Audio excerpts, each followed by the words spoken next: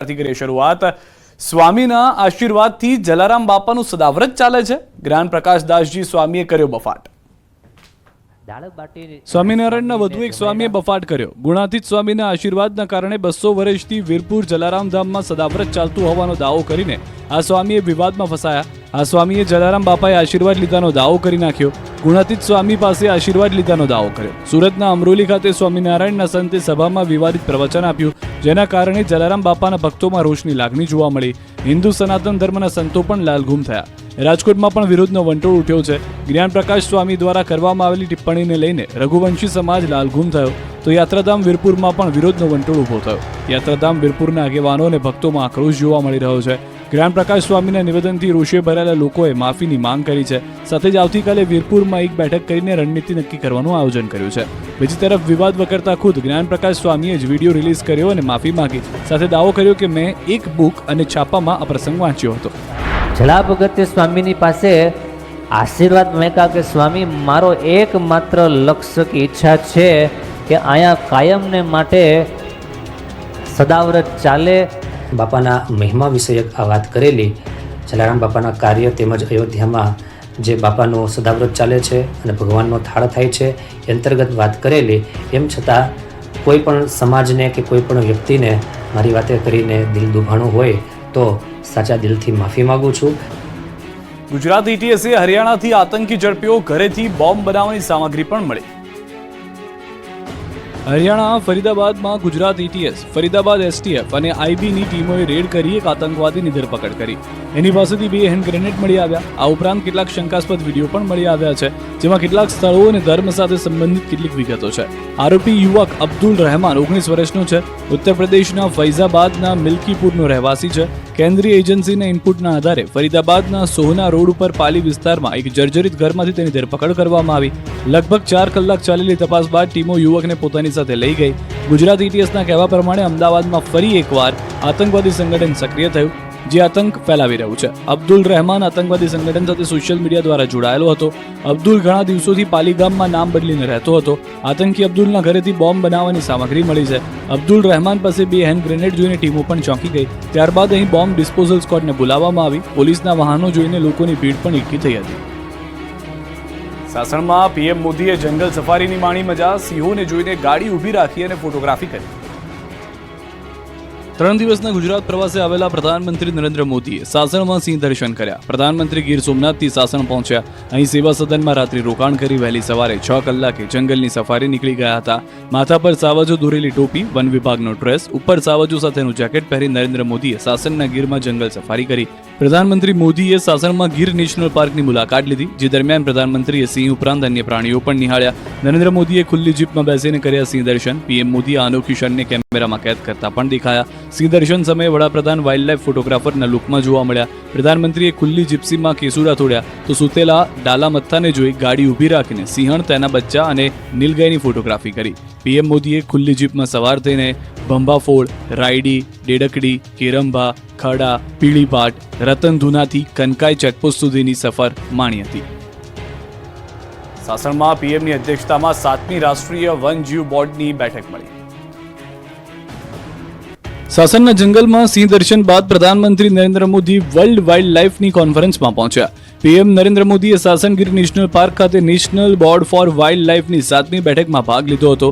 સિંહ સદનમાં PM મોદીની અધ્યક્ષતામાં મળી હતી બેઠકમાં કેન્દ્રીય વન અને પર્યાવરણ મંત્રી ભૂપેન્દ્ર યાદવ હાજર રહ્યા હતા। સાથે વન મંત્રી મુળુભાઈ બેરા, રાજ્યકક્ષાના મંત્રી મુકેશ પટેલ હાજર રહ્યા।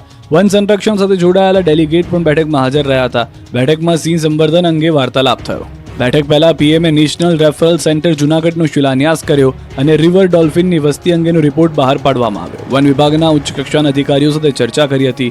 અહીં વન વિભાગના કર્મચારીઓ માટે પેટ્રોલિંગ બાઇકને લીલી ઝંડી આપી હતી। કોન્ફરન્સમાં ભાગ લીધા બાદ પીએમ મોદી સાસણથી દિલ્હી જવા રવાના થયા। સાસણથી હેલિકોપ્ટર મારફતે રાજકોટ એરપોર્ટ પર પહોંચ્યા।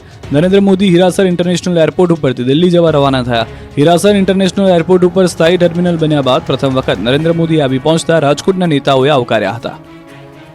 ગીર સોમનાથમાં સોમેશ્વર મહાપૂજા બાદ 1766 સુવર્ણ કળશની પીએમએ વિશેષ પૂજા કરી। પ્રથમ જ્યોતિર્લિંગ શ્રી સોમનાથ મંદિરમાં પ્રધાનમંત્રી નરેન્દ્રભાઈ મોદી દ્વારા દર્શન અને મહાપૂજા કરવામાં આવી. પ્રધાનમંત્રી અને જગવિખ્યાત સોમનાથ મંદિર ટ્રસ્ટના અધ્યક્ષ નરેન્દ્ર મોદી તેમનો સંકલ્પ પૂર્ણ કરવા સોમનાથ મહાદેવના દર્શનાર્થે પધાર્યા, જ્યાં તેઓએ 1766 સુવર્ણ કળશની દાતાઓ વતી વિશેષ પૂજા કરી હતી. નિયમ મુજબ પૂજા વિધિ વિના મંદિરના શિખર પર કળશ મંદિર ન કરી શકાય, માટે બાકી કળશના દાતાઓ વતી પીએમએ પૂજા કરી હતી. હવે આ કળશો મંદિર પર મંદિત કરાશે. સોમનાથ મહાદેવ મંદિરના શિખર પરના અંદાજે 1766 કળશને સુવર્ણ મંદિત કરવાની યોજના મંદિર ટ્રસ્ટ દ્વારા યોજાઈ હતી, જે અંતર્ગત દાતાઓના સહકારથી સુવર્ણ કળશ નિર્માણ થઈ ચૂક્યા હતા અને મોટાભાગના દાતાઓના હસ્તે સુવર્ણ કળશની પૂજા કરી મંદિર શિખર પર રોપિત કરી દેવાયા હતા. પરંતુ અનેક દાતાઓ સુવર્ણ કળશની પૂજા માટે પહોંચી શક્યા ન હતા, ત્યારે સુવર્ણ મંડિત કરવાના સંકલ્પને પ્રધાનમંત્રી નરેન્દ્ર મોદીએ 282 સુવર્ણ કળશની પૂજા કરી, મહાદેવ સામે શીશ ઝુકાવી પૂજા અર્ચના કરી. બાદમાં પીએમ મોદીએ સોમનાથ મંદિર પરિસરમાં સરદાર વલ્લભભાઈ પટેલની પ્રતિમાને પુષ્પાંજલિ કરી હતી. વડાપ્રધાન નરેન્દ્ર મોદીએ પોતે મનોમન લીધા મહાકુંભના સંકલ્પ મુજબ મહાદેવને શીશ ઝુકાવી ગંગાજળ અભિષેક કર્યો હતો. બાદમાં પીએમ મોદી મંદિરના કોરિડોરમાં ફર્યા હતા. આ તરફ સુરતમાં રોડ પર પૂરપાટ દોડતો ટ્રક આગનો કોળો બની ગયો.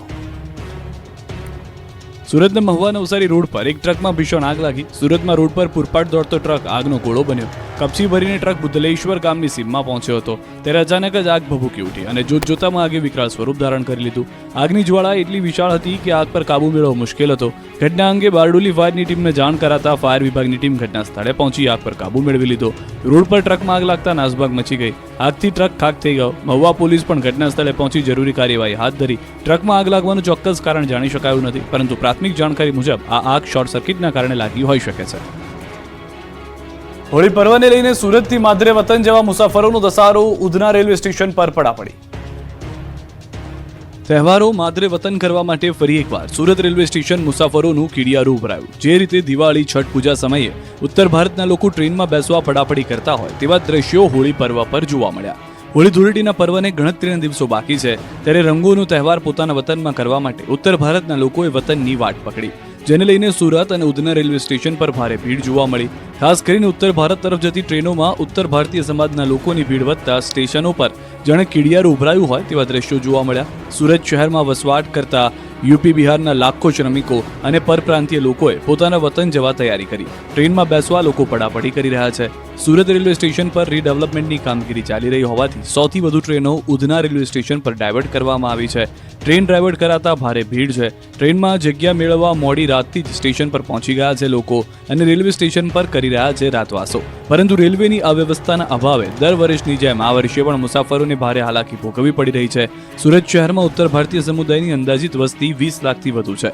દર વર્ષની જેમ ચાલુ વર્ષે પણ હજારો લોકો હોળી પર્વની ઉજવણી માટે પોતાના વતન જવા માટે સ્ટેશન પર ઉમટી રહ્યા છે, જેનાથી મુસાફરી મુશ્કેલ બની રહી છે. ઉધના રેલવે સ્ટેશન પર પહેલાથી જ મર્યાદિત સુવિધાઓ છે. એડવાન્સ બુકિંગ કાઉન્ટર ઓછા છે. પ્લેટફોર્મ પર પૂરી સુવિધા ઉપલબ્ધ નથી. જ્યારે રેલવેને ખબર છે કે હોળીના પર્વે હજારો શ્રમિકો વતન જવા નીકળશે, ત્યારે ભીડમાં શિસ્ત જાળવી શકાય એવું કોઈ આયોજન નથી. સુરતમાં ચીખલીગર ગેંગે યુવકની કરી તોલાઈ.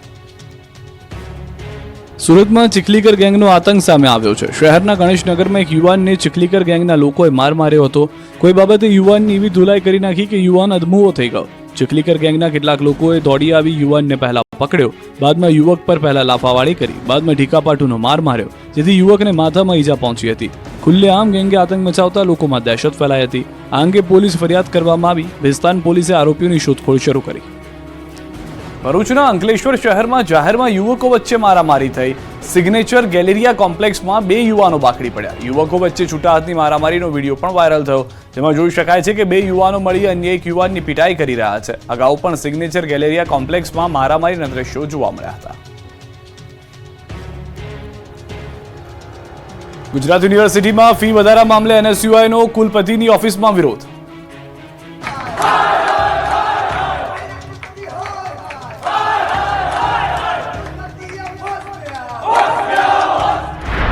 કુલપતિ સાથે ચકમક, હાય હાયના સૂત્રોચ્ચાર અને પોલીસ દ્વારા ટીંગાટોળી. ઘર્ષણના દ્રશ્યો છે અમદાવાદની ગુજરાત યુનિવર્સિટીના.